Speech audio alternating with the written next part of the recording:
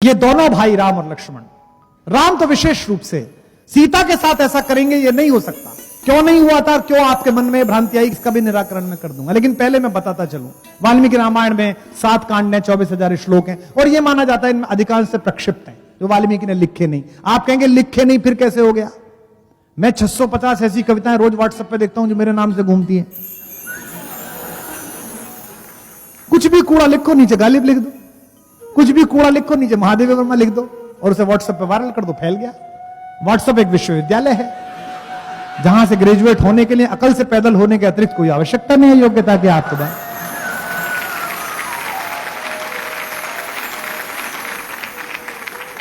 वाल्मीकि रामायण में अहिल्या से जब मिलने के लिए राम गए, और पहली बार मैंने कल भी बताया था आपको सब इस प्रसंग में, दोनों भाइयों ने पहला काम किया कि चरण स्पर्श किए अहिल्या के।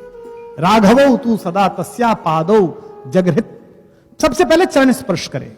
अब आप सोच के देखिए कि चरण स्पर्श करके राम ने यह घोषणा कर दी कि यह अहिल्या नामक मां पाप से मुक्त है।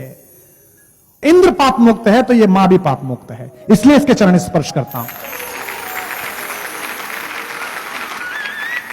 बाली का वध करते हैं रूमा के अपहरण के कारण।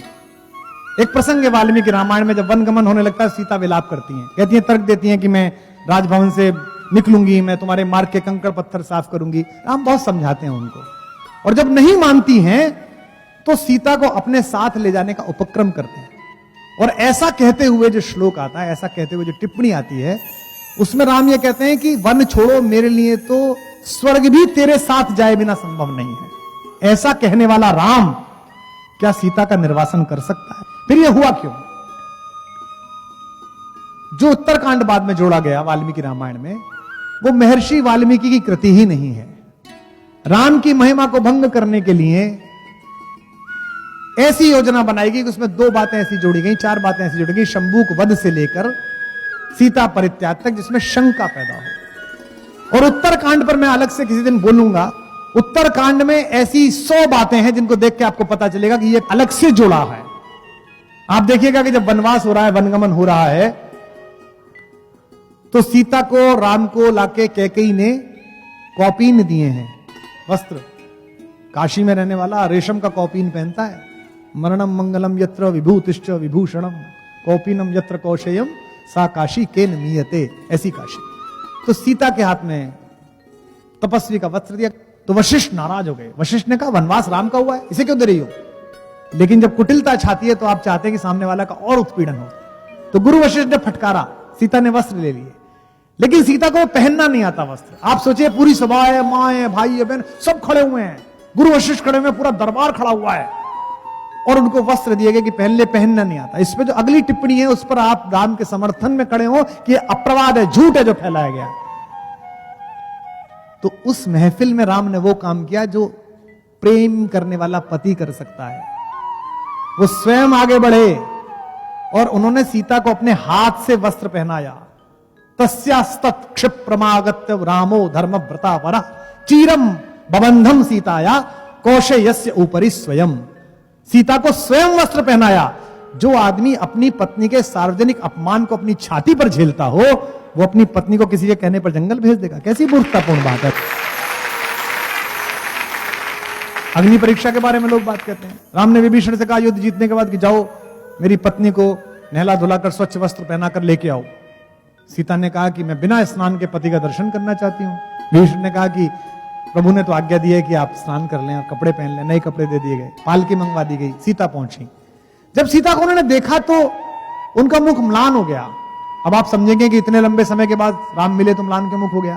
राम को लगा कि इतने सुंदर वस्त्रों में इतनी सजी संवरी अगर ये आएंगी तो लोक में इनके बारे में गलत राय जाएगी। इन्हें तो रावण की कैद में कोई दुख ही नहीं था, कोई कष्ट ही नहीं था, और यह दुख समझने के बाद समाज गलत सोचेगा। सीता ने कहा, मैंने प्रभु से, अपने पति से अनन्य प्रेम किया है, अगर क्षण भर भी मेरा मन राम से दूर हुआ हो तो अग्निदेव मेरी रक्षा करें।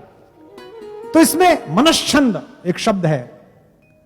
यहां कालिदास पढ़ाने वाले लोग बैठे हैं, जितनी महिलाएं बैठी हैं, सीता ऐसी नहीं है कि ऐसे कोई निर्वासन दे दे चली जाएंगी। ये सब झूठ है। सब ये उत्तर रामायण की कथा है जो बाद के लोगों ने जोड़ी है। सीता का तो दर्प इतना बड़ा है, सीता का स्वाभिमान इतना बड़ा है कि कालिदास ने रघुवंशम में जब सीता को जंगल में छोड़ा लक्ष्मण से कहा कि बेटा इसे छोड़ के आओ, इस कहानी को बनाया उन्होंने। तो सीता से लक्ष्मण ने पूछा, बहुत देर तो खड़े रहे भाभी के सामने, फिर डरे रहे, पूछूं डांट तो नहीं देंगी। फिर लक्ष्मण ने पूछा कि मां मेरे लिए कुछ आज्ञा है? तो कालिदास लिखते हैं, सीता कहती है लक्ष्मण से, प्रीतस्मिते सौम्य चिराय जीवः, मैं तुमसे बहुत खुश हूं, तुम बहुत समय तक जीवित रहो। साहस बढ़ता है। फिर कहते हैं भैया के लिए कुछ आज्ञा है, भाई साहब को कुछ कहूं। अब सोचिए, सीता का चरित्र देखिए, वो एक वाक्य बोलती है, एक शब्द बोलती हैं, आपके अंदर से आंसू खींचेगा वो शब्द। कालिदास जैसा महाकवि लिख रहा है तो कौशल भी है उसके पास लिखने का। कहते प्रीतस्मिते सौम्य चिराय जीवे, भाई से कुछ कहना है? तो वो कहते हैं वाच्यस्त्वया मद वचनात् स राजा, उस राजा से मेरी ये बात कह देना। पति नहीं कहती। उत्तरकांड आप पढ़ लीजिए, वो वाल्मीकि का कथन ही नहीं है, वाल्मीकि की स्टाइल ही नहीं है। जो यहां विज्ञान ज्ञानी बैठे हों, जिनका पढ़ना है, मैं उनसे चुनौती देता हूं, वाल्मीकि रामायण पूरी पढ़िए, जहां से कहानी शुरू हुई है, जहां से झूठ शुरू हुआ है कि सीता को निर्वासन दिया गया। ये कहानी कभी नहीं थी, ये बाद में जोड़ी गई है। क्योंकि आप उत्तरकांड की भाषा पढ़िए, वो वाल्मीकि की भाषा ही नहीं है। हमारे मंचों पर कई लोग उस्तादों से गजल लिखवा के ले आती हैं, आप सबको पता है। हमारा उर्दू का एक शायर है मलिकजादा जावेद, उसका एक शेर है, उत्तरकांड पढ़ते समय मुझे वो शेर याद आता है कि जो दूसरों से कहलवा के गजल लाते हैं, जो दूसरों से कहलवा के गजल लाते हैं, ज़बां खुले तो तलफ्फुज में मात खाते हैं। और साफ दिखता है कि उत्तरकांड उनकी रचना ही नहीं है। इसी से विचार पूर्वक बालकांड का तृतीय और चतुर्थ सर्ग लिखा गया ताकि उत्तरकांड की वैधता दिखाई देती। तो आज के बाद इस सभा में आपसे कोई भी पूछे कि सीता का निर्वासन हुआ, तो उससे कहना कि भाई सीता का कभी निर्वासन नहीं हुआ, क्योंकि वाल्मीकि उस समय जीवित थे जब ये कहानी लिखी। वाल्मीकि ने जीवनी लिखी है, ऑटोबायोग्राफिकल एलिमेंट है, और वाल्मीकि ने उसे समाप्त कर दिया कहा युद्ध कांड पर। और युद्ध कांड के बाद में कहा इस प्रकार राजा ने, राम ने 11,000 वर्षों तक राज्य किया। जब एक बार बात कह दी और कथा समाप्त हुई, जोर से बोलिए। इसलिए वाल्मीकि ने योग बल से देखा, और वाल्मीकि अपने आश्रम में ही सीता को देख रहे हैं, राम मिलने आए हैं, नारद ने खुद ने कहा 11,000 वर्षों याद किया है। तो आज के बाद से इस कहानी का एक प्रसंग आप आगे से ध्यान रखेंगे, शंभूक वध और सीता का परित्याग। ये दो कहानी राम को दलित विरोधी दिखाने के लिए, आदिवासियों का विरोधी दिखाने के लिए, और राम को स्त्री विरोधी दिखाने के लिए। जिन लोगों को भारतीय संस्कृति के इस आचार विचार में आस्था नहीं थी, उन्होंने षड्यंत्र पूर्वक जोड़ी है। तो एक बात आज से मान के चलिएगा कि उत्तरकांड में जितना कुछ भी है वो राम के बारे में अपयश फैलाने के उद्देश्य से लिखा गया, उसकी शुद्धि हुई नहीं है। और यहां बैठे तमाम लोगों से मैं निवेदन करता हूं, अपने अपने धर्म गुरुओं से, अपने अपने धर्म प्रचारकों से, अपने अपने कथा करने वालों से कहिएगा कि आज के बाद से इस प्रसंग को बोलना बंद करें।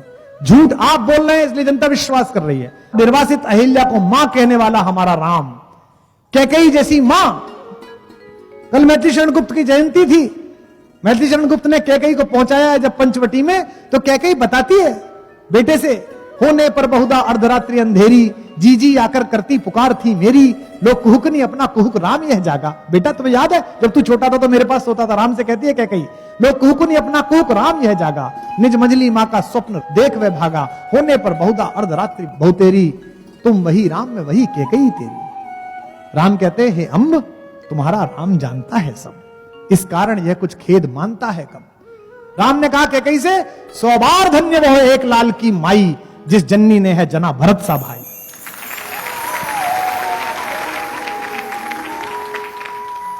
पागल सी प्रभु के साथ सभा चिल्लाई, 100 बार धन्य वह एक लाल की माई, जिसने घुसने पर सबसे पहले कैकेयी के पैर छुए। आप सबको मैंने कल बताया था, वो राम किसी महिला के बारे में, अपनी पत्नी के बारे में, जिसके बिना स्वर्ग नहीं जाना चाहता, ऐसी घटना कर सकता है। लेकिन हमारे यहां प्रवाद बहुत फैलते हैं, हमारे यहां अपयश बहुत फैलते हैं। हमारा कम्युनिकेशंस का देश है, एक बात गांव में फैलती है पूरे इलाके में फैल जाती है, अलग अलग तरीके से फैल जाती है। तो सबसे पहले तो अपनी इस आस्था, इस तर्क को दृढ़ करिए। मैं तर्क से सिद्ध कर रहा हूं, आज समय कम है, कल भी समय कम था, हर बार राम की बात करते समय कम पड़ता है, हरि अनंत कथा अनंता, समय कम है। इसलिए सबसे पहले अपने मन से स्वीकार कीजिए कि ऐसा आदमी, ये कैसे होता है कि अपने भाई के बारे में ऐसा कहते हैं, वो ऐसा नहीं कर सकते। तो सीता का जिस पर इतना भरोसा है, जिसके प्रति इतना विश्वास है कि वहां बंधन में रह के भी बाध्य नहीं है वो भारतेश्वरी, वो व्यक्ति उसे घर से निकाल देगा। ऐसी मूर्खता कैसे सोची जा सकती है। तो तो अगर आपको अपने पति पर भरोसा है, अगर आपको अपने भाई पर भरोसा है, अगर आपको अपने पुत्र पर भरोसा है, और आप सच्चे अंदर से मनुष्य हैं, तो आपको अपने राम पर भी भरोसा होना चाहिए कि उसने जीवन में ऐसा कोई काम नहीं किया।